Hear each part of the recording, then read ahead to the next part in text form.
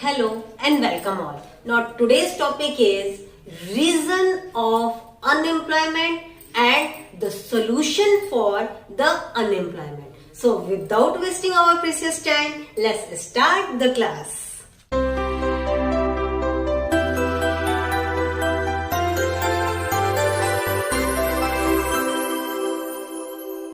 मेरे प्यारे बच्चों, सबसे पहले तो मैं बहुत सॉरी फील करती हूँ और मुझे थोड़ा सा ये गिल्ट फील होता है कि मैं तुम लोग को पिक्चर क्वालिटी बहुत अच्छी प्रोवाइड नहीं करा पा रही हूँ, लेकिन तुम लोग का प्यार और तुम लोग का सपोर्ट शायद मुझे ये भी करा ले। ठीक है, तो अगर कुछ पिक्चर क्वालिटी में तुम लोग को दिक्कत आती है तो मुझसे पर्सनली तुम लोग टेलीग्राम के चैनल पे कांटेक्ट कर सकते हो। मैं उस पर तुम लोग को बहुत अच्छे तरीके से हर एक चीज को क्लियर कर दूंगी। इंस्टाग्राम पे टैग करना। Okay, now let's start. Cause of unemployment. Unemployment के क्या कॉज है ना? अनएम्प्लॉयमेंट के हमारे इंडिया में देखो कॉज तो बहुत सारे हैं, बट अगर हम लोग देखें इंडिया के पर्सपेक्टिव में तो जो मेन कॉज निकल के आ रहा है वो सबसे पहला है पॉपुलेशन एक्सप्लोजन, है ना। देखो हम लोग ने पॉवर्टी में पढ़ा कि भाई पॉवर्टी होने है और वो ज्यादा अपना रोजगार लेने के लिए क्या करते हैं, फैमिली को ज्यादा बड़ा करते हैं। ठीक, लेकिन कहीं ना कहीं ये अपने आप में एक बहुत बड़ा कॉज है क्या, अनएम्प्लॉयमेंट को क्रिएट करने का। देखो एजुकेशन, पॉपुलेशन और पॉवर्टी, ये तीनों एक दूसरे से कनेक्टेड हैं। अगर हमारा एजुकेशन सही होगा, पॉपुलेशन सही हो जाएगा, पॉपुलेशन सही होगा तो वहां पर पॉवर्टी ऑटोमेटिकली कम होगी, है ना। सेकंड है हमारा slow rate of economic growth. देखो इकोनॉमिक ग्रोथ रेट तो इंडिया का कम है, बट ये इस वक्त ग्लोबल प्रॉब्लम है। क्यों? क्योंकि इस वक्त ग्लोबल हम लोग एक बहुत बड़े प्रॉब्लम से जूझ रहे हैं। वो क्या है? कोरोना।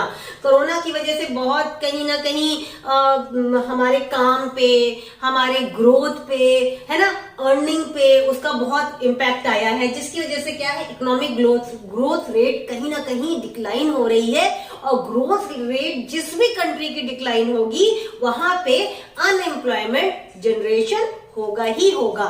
ठीक है, उसके बाद अंडर डेवलप्ड एग्रीकल्चर। इंडिया में एग्रीकल्चर पे सबसे ज्यादा डिपेंडेंसी है। कहीं ना कहीं हमारा एक ये बहुत बड़ा हमारी इकोनॉमिक में डिफॉल्ट है कि एग्रीकल्चर बेस्ड इकोनॉमी होने के बाद भी हम अपने एग्रीकल्चर को बहुत एडवांस क्वालिटी का, एडवांस क्लास का नहीं ले पाए हैं, है ना। टेक्निक का, जैसे अब सीजन का हमें फोरकास्टिंग करनी है, वो भी अब पहले से काफी इंप्रूव हुई है, बट उसमें भी अभी इंप्रूवमेंट की बहुत जरूरत है ना। टेक्निक्स की जरूरत है, बेटर सीडिंग की जरूरत है, फर्टिलाइजर की अच्छी नीड है ना। जो पेस्टिसाइड्स हैं कहीं बहुत बीमारियों को जनरेट करते हैं, है ना। तो बेटर पेस्टिसाइड्स के बजाय हमको कुछ नेचुरल रेमेडीज चाहिए अपने प्लांट्स को बचाने के लिए। तो क्या होता है कि जो फार्मर है वो कहीं ना कहीं रूरल एरिया से ट्रांसफर होके अर्बन एरिया में जाते हैं, और वहां अर्बन एरिया में भी वो उनको तुरंत जाके तो जॉब मिलती नहीं है। तो क्या होता है कि वो उस टाइम के लिए क्या करते हैं, अनएम्प्लॉयमेंट को जनरेट करते हैं। Decline cottage and small scale enterprises. जो स्मॉल स्केल इंटरप्राइजेस है, कॉटेज इंटरप्राइजेस है, कॉटेज इंडस्ट्री है, वो इंडिया में खत्म सी हो गई है ना। ये अपने आप में कहीं ना कहीं क्या था कि एक एम्प्लॉयमेंट जनरेट करता था। अब जैसे कि चलता था ना पहले पत्तल बनाना, है ना, पत्तल में खाना खाता था इंसान, दोना आता था, मिट्टी के बर्तन आते थे। ये सब क्या है, स्मॉल कॉटेज इंडस्ट्री है ना। कॉटेज क्या, जो एक छोटा कुटीर है ना, छोटे से घर में एक शुरू कर सके, है ना। अब वो सब खत्म हो गया, उस सबको रिप्लेस कर दिया क्या, आपके थर्माकोल की ग्लास प्लेट, इन सब ने, है ना। तो ये सब चीज का कहीं ना कहीं डिक्लाइन होना, जो चीज हाथ से बन सकती थी वो अब मशीन से बन रही है और वो बड़े स्केल पे लग रहा है। ठीक, फॉल्टी प्लानिंग।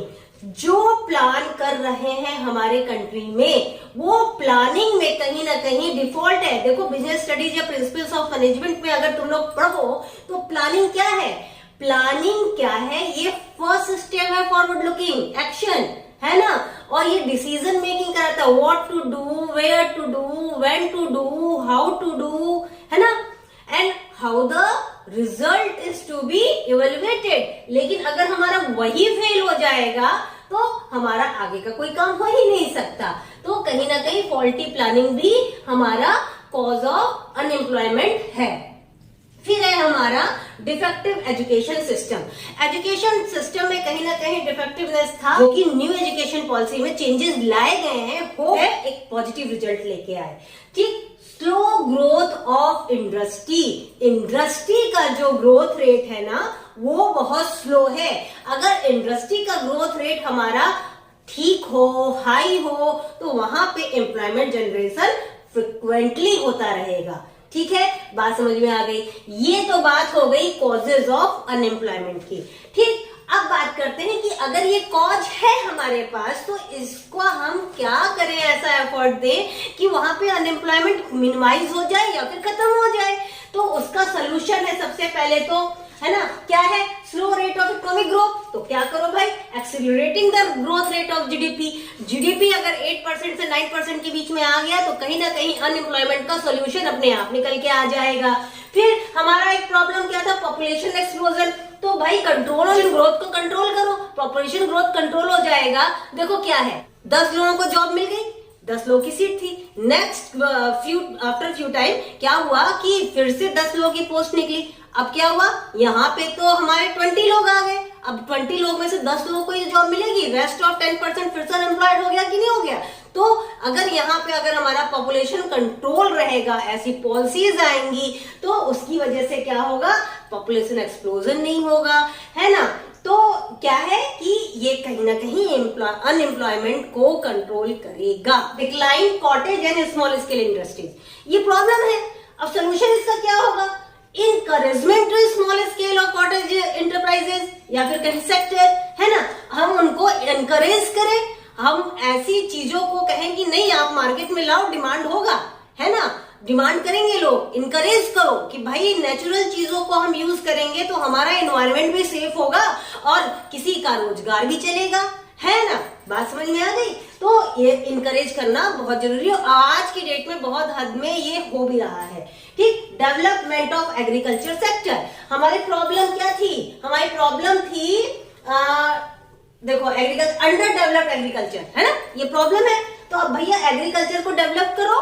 डेवलप कैसे करोगे, नई टेक्नोलॉजी को इंट्रोड्यूस करोगे, है ना, नए नए इक्विपमेंट ले आओगे, नए नए टूल्स ले आओगे, बहुत अच्छी सीडिंग, अच्छी क्वालिटी की सीड्स ले आओगे, है कि नहीं। तो ये क्या हो जाएगा, डेवलपमेंट ऑफ एग्रीकल्चर सेक्टर होगा। तो वहां पे जो भी पर्सन क्या हो रहा है, शिफ्ट हो रहा है अर्बन एरिया में काम करने के लिए, वो शिफ्ट नहीं होगा। जब उसको बेटर ऑप्शन अपने एग्रीकल्चर पे ही मिलेगा, अपने लैंड पे ही मिलेगा, तो वो वही काम करेगा।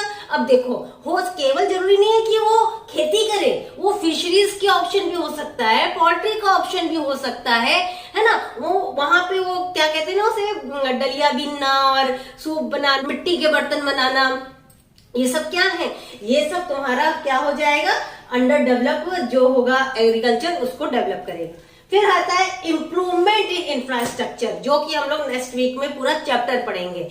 इंफ्रास्ट्रक्चर जो है, energy, water, road, health, education, ये सब क्या है, ये एक इंफ्रास्ट्रक्चर है जो कि इम्प्रूव होना चाहिए। और जब कभी भी इंफ्रास्ट्रक्चर इम्प्रूव होगा तो वो जो इंफ्रास्ट्रक्चर इम्प्रूव हो रहा है उस पर काम होगा। उस पर जब काम होगा ना तो वहां पे एम्प्लॉयमेंट जनरेशन होगा। तो इससे दो काम होगा, एक तो जो वहां लोकल बॉडीज है उसकी फैसिलिटी हो जाएगी, और दूसरा इंफ्रास्ट्रक्चर डेवलपमेंट करने के लिए जो भी पर्सन इन्वॉल्व है उसका एम्प्लॉयमेंट जनरेशन हो जाएगा। ठीक है, फिर हमारा आता है रिफॉर्म ऑफ एजुकेशन सिस्टम, जो कि एक न्यू एजुकेशन पॉलिसी के रूप में आ गई है। होपफुली एक पॉजिटिव रिजल्ट लेके आएगी हमारी सोसाइटी में। Creation of self employment opportunity. अब सेल्फ एम्प्लॉयमेंट अपॉर्चुनिटी है उसको बहुत अच्छे से क्रिएट करना, उसकी फैसिलिटी अच्छे से देना, जैसे कि financial assistance, training of skill, supply of input, marketing of product and so on.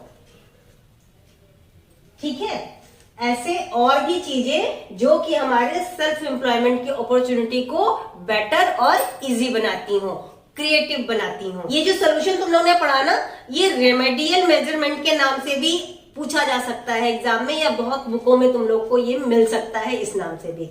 ठीक है, तो आई होप कि तुम लोग बहुत अच्छे तरीके से कॉजेज ऑफ अनएम्प्लॉयमेंट और सोल्यूशन ऑफ अनएम्प्लॉयमेंट को समझ गए होंगे। जो कोई भी प्रॉब्लम है, वैसे तो प्रॉब्लम आनी नहीं चाहिए, अगर जो कोई भी प्रॉब्लम है वो तुम हमारे टेलीग्राम के चैनल पे मुझे अपडेट करो, इंस्टाग्राम पे मुझे अपने नोट्स बना के अपडेट करो। ठीक है, सारे लिंक मेरे डिस्क्रिप्शन बॉक्स में दिए हुए हैं। All the best, take care and don't forget to like, share, subscribe my channel, that is the Krishika studies.